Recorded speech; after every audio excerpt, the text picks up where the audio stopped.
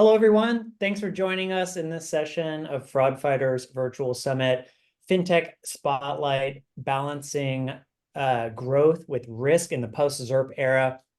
I'm Ross Warnloff, Marketing Director at Unit21. Before we get started, just want to cover a couple quick housekeeping items. First of which, this session is being recorded and will be available here immediately after we finish our chat. And second, because these sessions are only 30 minutes, we unfortunately don't have time for dedicated Q&A at the end. However, I highly encourage folks, if you have any questions, use that Q&A box and we'll do our best to answer them as we go along throughout the chat today. So with that, I'd love to introduce Matt Lifshotz, my esteemed colleague, and I will hand it over to you, Matt, to host this conversation. Great. Thanks so much, Ross. Hi, everyone. So today, really excited for this panel that Ross has mentioned, the FinTech Spotlight, how we're balancing growth and risk in the post-ZIRP era. So my name is Matthew Lifshotz, and I lead partnerships here at Unit21. And sitting alongside me today, I have three great panelists. First, Frank Rotman, founding partner, QED Investors, Jason Mikula, publisher of Fintech Business Weekly and a new author. And also, certainly last but not least, Jason Henrichs is CEO and founder of Alloy Labs. So today we are going to be hearing some great insights from FinTech insiders on the ZIRP and post-ZIRP era, thoughts on how you can balance growth versus risk in a way that's both attractive to capital and also attractive to the business relationships that fintechs are going to have with banks as we move into this new era. So we have a limited amount of time, but we have some great guests with great thoughts. So without further delay, we get into it here. So first, just as an opening and introduction for everyone, and I'll ask this of everyone here. Can you just please introduce yourself, share like a brief insight or kind of a takeaway on how the end of this ZIRP era has impacted your area of focus in fintech or an area that you observe. Let me start first. I'm going to start since I introduced him last. I'll let him go first. Jason Henrichs. Right. So Alloy Labs is a consortium of close to 90 community banks that work together to drive themselves forward in the industry. That can be the mundane, from how do we work together better around cybersecurity and ransomware, to the more exciting things like the topics we have here, which is how do we better partner either with fintechs or things that are bank adjacent. And we also have a strategic investment fund. We're investing in things that don't sell directly to banks today, but will yield the strategic insights of what the bank needs to care about in the future. Now, as a result, this has really impacted us on all sides. One, ZIRP really changed some of the core focus areas for banks. For the last decade, if you ask them, what's your deposit strategy, they'd say, we don't need more deposits. We have more than enough deposits. Don't talk to us about that. Well, suddenly non-zero interest rates, they care quite a bit about that. The second piece is when it comes to partnerships and how they can help solve not just deposits, but differentiation, that becomes a greater source of concern and impetus to do more. But at the same time, they also are slightly more hesitant because now, are these startups going to be stable? How do we begin to think about that long-term true partnership? Awesome. I appreciate that. Heather, Jason, I'll turn it over to you. You come from more of analyzing on the fintech side. So maybe a little bit about yourself briefly, and then just an insight or takeaway that you've had. Yeah, absolutely. Thank you for having me. I spent about 10 years in the consumer lending space, primarily non-bank. I think I actually worked for two of Frank's portfolio companies at different points in time, as well as being at Goldman for Marcus, which was cool and then less cool. And for the last 4 or so years, I've worked as an advisor and consultant, and as you mentioned, sort of analyst, publisher, and recently announced my book. Spending a lot of time on the banking as a service, partner banking space, which has certainly been very much top of mind. I think one key takeaway, and I know the primary audience for this is probably the United States, but it is worth pointing out that banking regulations and how the markets work in other countries can be radically different. I mean, things like the existence of an EMI license or how easy or difficult it is to get a de novo charter make for a very different environment in countries like the UK and Europe versus the United States. Very cool. Interesting. And then last, but certainly again, not least, Frank, it'd be great to hear a brief intro background in QED and of yourself. And, I think you have a unique perspective as well on, Sure. fintech. Yeah, so Frank Rotman, founding partner of QED Investors, which is a global fintech firm with 20 some odd investment professionals investing around. I think Frank, you may have just frozen for just a moment here. So we can see if we can get him back.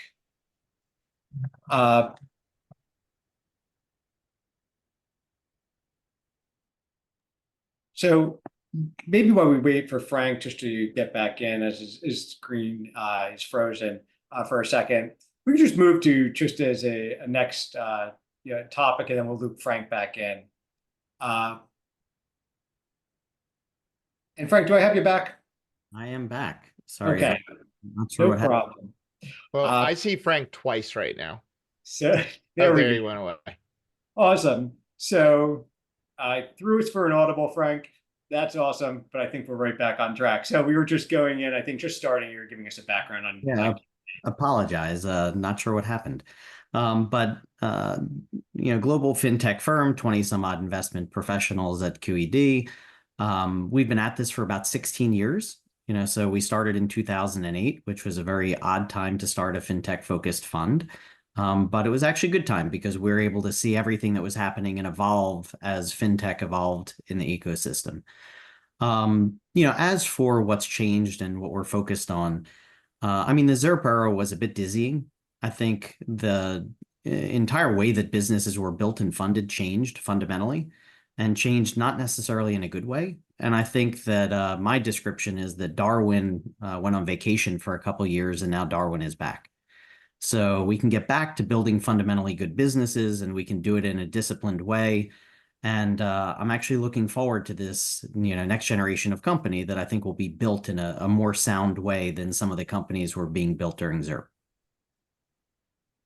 So I'd like to, as we move into a kind of next question here and topic, I'd love to maybe just touch on that again, Frank. And so as like a VC, how did you think that environment, and maybe not just like QED, but across, let's say, the investing ecosystem, how did that environment influence maybe investing strategies in fintech? And what do you think like key metrics maybe that were previously prioritized that maybe might not be prioritized moving forward? Yeah, if you think about what venture capital is at its core, it's about taking an idea and then de-risking it in stages, right? So you can't tackle everything all at once. It's just too complicated to take a business that is going to be built over a 7 to 10 or 15-year period and just say, we're going to tackle everything at the same time. If you do that, you're going to fail. It's just, there's too much to do and you don't have enough talent. So the concept is you take a business, you break it down into pieces, you figure out what you're going to concentrate on, you raise capital to concentrate on it, you put a learning agenda in place, and you put money to work. And as a capital allocator, you're putting people and money to work to basically either get proof or anti-proof that you're either right or wrong. And if you get proof, you've earned the right to raise more capital. And if you get anti-proof, like you have to fix it before you can go raise capital again. And I think that's the classic venture capital kind of cadence. You raise capital after you've proved something. I think ZIRP kind of blew that up. It was much more about momentum. It was much more about top line only. It was much more about raising lots of capital so that instead of sequencing your vision, and kind of your ambition, you would do it all at once because you thought you could raise the money and just hire the people. And I think that we're going to learn when we look back on the companies that were funded during ZIRP, that by not staging ambition, it actually caused a lot of companies to fail. The discipline of having to turn over cards and prove yourself with actual proof, not just top line proof that you're growing customers, but proof that you're actually building a good business. I'm hoping that this new era, we're going to be back to that, instead of the old era where if you grew by 2x, it didn't matter how much capital you used to get there, you were worth 2 times or 3 times or 5 times as much as you were before. And the numbers had gotten just so disconnected from the business itself and performance that a lot of companies are now suffering from, funding in a very awkward way. Just a quick follow-up, maybe. Do you think that the new, let's say, fintechs that are starting, are they realizing this fundamental change that is happening? I mean, we're 2.5 years into the correction, Mhm. right? We could literally pinpoint the date that, the global memo went out to every founder and every startup and every VC on the face of the planet and said capital just got more expensive. It was about 2.5 years ago. So 2.5 years is not a long memory. But there are going to be some painful situations that unfold that create the stories that then the VCs start telling the founders about, and then the founders start learning about it. I think the problem is that the seed stage and the pre-seed stage is just persistently sticky. And it's just a huge base of the pyramid with lots of different capital sources that are in a little bit of denial about this new environment and how it works. So if the founders are able to, tap capital the way that they've tapped it in the past, all it's going to do is give them one round of capital to behave poorly, or, maybe they behave well, but it's their option. And then after that, they could end up running into a wall if they don't get far enough fast enough. And Jason, you wanted to add something So, to that. Frank, on the flip side, I know you and I have talked about this on Breaking Banks before. There's also this belief that there's a soft landing that isn't always going to be there on the other side, that someone, just as there was always someone willing to give me money in a ZIRP world, there was also this belief is I can always go sell. And unfortunately for a lot of these companies, and I think this is actually more pronounced in the Series A, Series B, where they haven't gotten far enough to be worth the valuation they raised at, or even the amount of capital they've raised, that there really is this disconnect between there's not always a willing buyer for these things. I don't care how good your technology is. Yeah. I mean, it's interesting because a lot of founders don't want to hear this, but they think of themselves as an asset, and a lot of them are actually liabilities, right? So if you're not making money, you might actually be a liability. So it doesn't matter if you put $10 million into building tech. If that tech doesn't integrate like by snapping your fingers into someone else's tech, which it rarely does, then there's money that they're going to have to put into to be able to use that tech. If you don't have real customers and real revenue streams that are coveted, by the end buyer, you might be a liability, not an asset. If you're burning money, they have to fuel the burn. That's a liability, not an asset. So it's not as easy to sell a company, even if you've built something that you think is valuable. A lot of times it's actually worth, let's just call it rounding to zero, right? Which means they might acquire the people and they might acquire some of the technology and shut it down. But it's actually harder to sell a company than people think. I want to keep this, I know we could probably dive into this conversation for an hour and a half, but I want to keep us moving also along to cover some other important topics. And I want to talk to Jason Mikula about, from your perspective, you've analyzed, a lot of different companies over, the past, years, as part of your publication and just observing the market. How did you see over the ZIRP era, business models like shaped and customer acquisition strategies? I know you talked a lot about this. What do you think was, how do you think this was, the market? I mean, to echo some of Frank's sentiments, it should be about building a company that is durable and sustainable across different operating environments, right? Whether that is, 0% interest rates with quantitative easing, or whether it's higher interest rates, whether it's very low default rates. Frank obviously comes from a lending world. I spent a lot of time in lending, or whether it is a recessionary environment where unemployment rises, credit risk rises, defaults rise.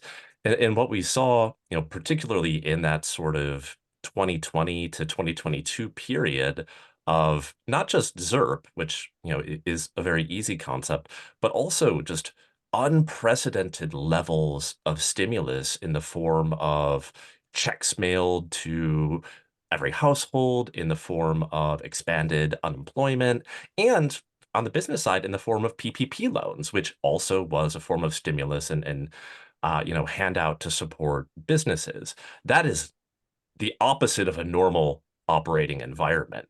And so if you built a business model, whether in fintech or in real estate, during that environment and assumed that those conditions were going to continue, you had a very, very flawed business model, like very flawed assumptions going into that business model. And so we've seen, taking just the cost of funds thing, for example, if you built a lending business, a non-bank lending business, assuming that you're going to have access to debt capital at a certain price point, and lo and behold, that number starts going up, the economics of your business have changed dramatically, particularly if you're in sort of near prime, subprime, which is also a space I've spent time in, where, you may have more sensitivity around who you can approve around certain APR thresholds, right? So, I mean, I think like the top line takeaway is assumptions that went into funding certain businesses or certain business models in that time period, in I think a lot of people recognized it at the time, not everybody, but in retrospect, those assumptions were not valid, and now we're seeing the fallout from that.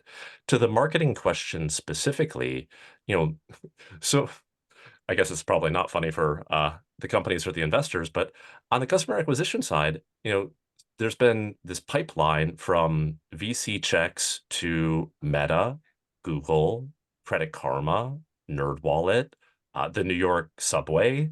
And not that those aren't, viable customer acquisition strategies, but when everybody is competing, not only for the same customers, but also for the same media placements, that drives up the cost of acquisition.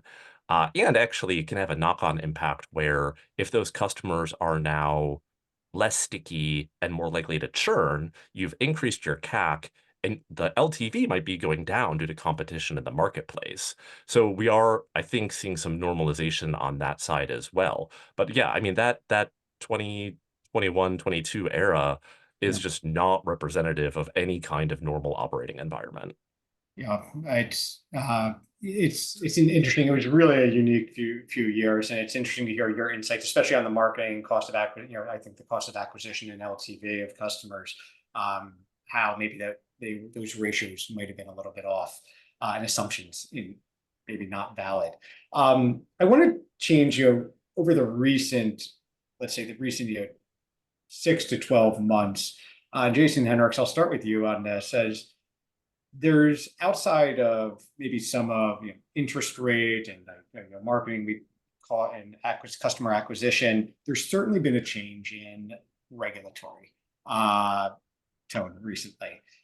You sit in a really interesting perspective because you work with a lot of banks that are typically, let's say, also under the Durbin threshold. How has you seen, and among the banks in Alloy Labs, how does the increased regulatory scrutiny in the past, year, maybe affected fintech partnerships with traditional banks? Yeah. So one of the biggest impacts was actually the SVB failure, not because SVB is representative of fintech partnerships or startups, but really because this is one of the few times that you see a regulator really be taken to task that they were caught asleep at the wheel. And as a result, you're seeing not only because there was not enough scrutiny and consultation and pushback from regulators earlier on some things that were clearly not being handled correctly. But now when you see a regulator, and people losing jobs at regulatory bodies and very publicly, which also does not happen very often, you're seeing an overreaction on the regulatory side. And the part I want to call out is really that, fintech and partnership are both doing a lot of work when you say fintech partnership, right? We say fintech partnership, but not all fintech, like we say that as if that is a well-defined term, but a lot of times we really need banking as a service. And then when you dig in, it's like, when we say banking as a service, do you mean the program, right? The neobank or the lender as a service? Do we mean the middleware provider? Do we mean, the other, right? The bank behind it? And then you have to tease out, it's like, well, that's very different from a risk profile, say, than partnering with a Unit21 or, like what you're doing where there can be manual checks and it's not at all, customer facing in that regard and it can be operating in parallel. And you're very different than, say, using something internal to say, one of our portfolio companies, Savvy.ai, using it for your data analytics, right? A plugin that can sit in Excel and it never actually leaves your four walls. It's not even in the cloud in terms of how you're doing it. So to say fintech, all of it scary, which is what a lot of the regulators' overreaction is really not helpful. In fact, I think it's actually increasing risk in the system because as we're frenetically chasing to eliminate all risk and catalog it as if it's all equal risk, as opposed to a true risk-based system to say, what is the risk inherent here? And let's put the appropriate amount of energy against it. And the last part briefly, that partnership. These aren't all partnerships, right? Like if you talk to Savvy, Maya and Alex will tell you, it's like, we partner with you in the sense we want to help you get better, but we are a vendor to you, right? Like it is not risky in that regard, right? Yeah, and banks have always used technology. Yeah. Right. So how many of them own their own core systems and built them themselves? Right. I mean, that's technology they procure. How many of them have used third-party collection agencies? How many of them have used third-party fraud detection, programs like HNC software, the Falcon program through Fair Isaac now? I mean, there have been third-party vendors that offer technology solutions to banks forever. It's just there's been a Cambrian explosion of them, with the startup ecosystem kind of taking off and fintech becoming real. But, basically anything that was managed within a bank using spreadsheets needs to be replaced by a technology solution that has a lot more controls in place. And there are a lot of things that still are being, managed through spreadsheets internally within banks. So I just think it's the Cambrian explosion that the regulators are having problems with. These are smaller companies that haven't yet figured everything out, versus the big companies like, the FDRs, the FISs of the world. Like it's just a different order of magnitude, but it's the same problem that's been around for a long time. So maybe I'll just, clarify, because I understand fintech partnerships. When I think of, let's say, fintechs or technologies that are offering financial services to end customers and that need to have a relationship with a financial institution to be able to offer those services, which is maybe just clarifying. And I'm going to take us a little bit off of the script here, but how have you seen on those types of like relationships where technology companies that are offering financial services to end customers, what are the challenges now that they're having, or what are they facing when they're working, partnering with banks? If this, I mean, not to beat a dead horse, but like that's not a new thing either, right? People who've been around longer than I have will remember, Bancorp and MetaBank, now known as Pathward, powering prepaid card programs, or the, so-called rent-a-charter days of mostly bricks and mortar payday lenders in the early 2000s that the FDIC ultimately kind of strong-armed, out of existence. So like that model's not new. I think some of the pieces that are new are the amount of layers and thus the amount of complexity, right? I mean, we've seen a recent enforcement action that, as far as I'm aware, is the first time it's ever enumerated not just third-party risk, but fourth-party risk and fifth-party risk. So the Cambrian explosion that Frank is talking about comes with a lot of opportunity, but it also comes with new kinds of risk that I think not just regulators, but also some of the banks, not all of them, are struggling to wrap their arms around. It's also an industry that's highly regulated, but mostly regulated at the state level rather than federal level. I mean, there are competing regulatory bodies that are trying to vie for who they get to regulate. Like it's an interesting fight if you actually watch it from the outside. But when you start to think about things at a state level, it gets very, very complex, which is why a lot of these fintechs prefer to join with someone who has kind of the entire state environment figured out or is regulated at the federal level. Because if they can partner with someone who's regulated at the federal level, you have one set of rules to follow instead of 50 sets of rules. So if you're a lender, like you can apply and get a state license, state lending license, and you have the ability to lend within that state. But if you have to do that 50 times and you have to actually have different credit policies or different regulatory bodies coming through and all the overhead associated with that, it actually creates massive complexity. So a solution would be to simplify the regulatory environment and find a way to create, special purpose charters to do a thing and be able to do it nationally instead of having to do it state by state. But instead, if you need money transmission licenses, it's state by state. If you need lender licenses, it's state by state. And it's that complexity that's kind of led fintechs to find someone with a national charter to actually partner with because it simplifies the world.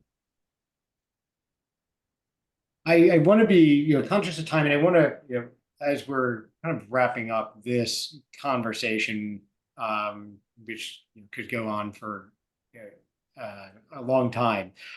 I do want to, keeping in mind that in our audience today, we have a lot of people that are in the compliance and risk and fraud functions as well. And I think what they're also interested in understanding is, let's say from your perspective, over the next 12 to 24 months, as you're funding a company, as your banks are partnering with a company, the costs of risk and compliance, right, to do it effectively, it's you typically don't get it at a discount, right? The people, the technologies and tools, there's a cost. I think we referred in previous conversations as it's full freight, right? The cost of every. So as you're looking at, let's say from, I'll tell you, Jason Henricks, Frank, and Jason Mikula, of course, chime in. As you're looking at your perspective, working with fintechs, how do you like to see the balance between growth, like top line and profitability, versus, effective risk management, which could, in some cases, let's say detract from maybe some top line growth, meaning having effective fraud controls and compliance and risk. Where's the right balance to be effective?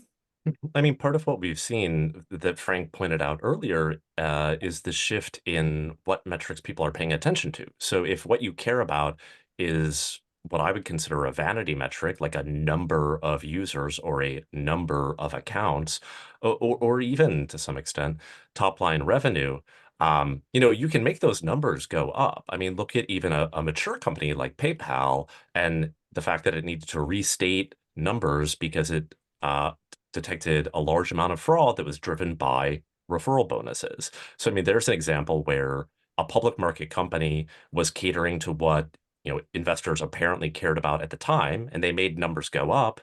And in the short term, maybe that was a quote unquote success. In the medium to longer term, it was not, right? So it growth obviously, is good and is necessary, but is it sustainable growth? Is it profitable growth? Yeah. Yeah, I think it's an unfortunate truth, but every time that you cut a corner, you're creating a potential liability for the company. And that liability lasts a very long time. So when regulators are regulating, they're looking backwards, they're not looking forwards. And when they look backwards, it's not like 3 months or 6 months. I mean, they could be looking back years. And you could be a totally different company. You could have already closed all of the gaps, and buttoned yourself up by the time the regulators come in. But they're going to look at who you were in the past and how you were behaving in the past. And they could end up fining you. They could end up issuing cease and desist orders. They could issue whatever they want to issue, right, depending on the regulation that they're enacting. So you've got to be very careful because, by cutting corners, it might make the short-term numbers go up, but it could be creating a hanging liability for the company that's actually very dangerous. So in diligence, like as an investor, one of the things we look for is the file cabinet, which again, old school term, but the file cabinet where the lawsuits are, or the file cabinet where the complaints are from customers, because we need to understand like how much of a hanging liability is there potentially in the company? Because it could come back to haunt you if customers are complaining or if regulators are digging into certain practices. Jason, I'll give you a chance. Maybe we just have a minute left, so if there's anything that you'd like to add as we wrap up here. With Crow and our banks, we published at the end of 22 a guide to third-party due diligence, and it really was, how do you take the interagency guidance on third-party due diligence, which pretty much was a restatement of what they had said before, which also didn't tell you what to do, but generally kind of went like this. We try to say, how do you create a roadmap? And what I point out to that is Crow put together this great framework around minimum viable maturity model for the risk management at each stage. And you can find that at alloylabs.com, or, search for, Alloy Labs and third-party due diligence. But I think the idea, to Frank's point, is if you go great guns, you expose yourself to great risk at the outset. But if the startup gets itself aligned with the bank, where if the startup has fear of FOMO, like the fear of missing out on growth, but the bank has FOMO, which is the fear of messing up, you need to get those two things in alignment. And the only way you do that is by staging and say, okay, for this stage, how much risk can we take on? What have we, back to Frank's, the funding, what have we proven out from a risk basis rather than a fundraise basis? All right, let's graduate to the next level. And as we expand the circle, we need to add more risk and compliance to it. All incredible insights. Somehow we've already hit our time. So first, I really want to thank everyone, Frank, Jason, and Jason, for your insights. I just think we did scratch the surface on these topics. But the other thing for our audience today, all of you share incredible thoughts, publicly through your social channels. So I'd highly encourage everyone, that's on our panelists, or everyone in the audience today, to follow our panelists. All of our panelists on the platform previously known as Twitter. They offer incredible insights, some really spicy takes once in a while. Follow them. Thank you so much. This has been a pleasure. Ross, turn it back to you. Yeah, thanks everyone. Great conversation. I'm sure everyone on the line pulled out some pretty interesting nuggets there, and great perspective on the space overall, as well as some kind of prescriptive guidance and recommendations. On deck, we got a lot of great sessions for the remainder of the day. So next you can choose from Keanu Reeves is Not in Love with You, the Murky World of Online Romance Fraud, mid-year fraud predictions with a live AMA with the About Fraud team and Frank McKenna, and lastly, an AMA with Kit Boga, our earlier keynote speaker. Also, if you'd like to learn more about fraud prevention, we've got a great demo in the demo lounge where you can learn how Unit21 helps organizations of all shapes and sizes prevent fraud, and that's available on demand. And lastly, excited to announce that we're in the midst of data gathering for our third annual State of Fraud and AML report, and we're seeking to make this report set the most robust and richest yet. And so we can't do that without your help. And so if you wouldn't mind taking out your phone, scanning the QR code, spending a couple minutes just filling out, what you're seeing in terms of fraud and AML compliance trends within your organization, that's going to be transformed into our next industry research piece and given back to the community. So with that, thank you again to all of the panelists who came together. Spending time with us, dropped a lot of great nuggets and insights. And thanks everyone who joined this session, and we'll see you at the remainder of the sessions.